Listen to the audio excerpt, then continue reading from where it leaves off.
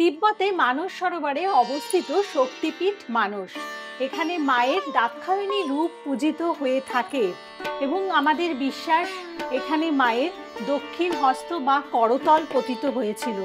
মায়ের ভৈরব হচ্ছেন অমর, আর এই রূপের আদলে তৈরি একান্ন কালীবাড়ি মন্দির এবং জয়শ্রী ঠাকুর রামকৃষ্ণ সেবাশ্রমের একান্ন কালী মায়ের যে বিভিন্ন রূপের মধ্যে মায়ের এই দাক্ষায়ণী রূপ, যা আপনারা এই মুহূর্তে দর্শন করতে পাচ্ছেন, এই রূপের নিত্য পুজো এই মন্দিরে হয়ে থাকে।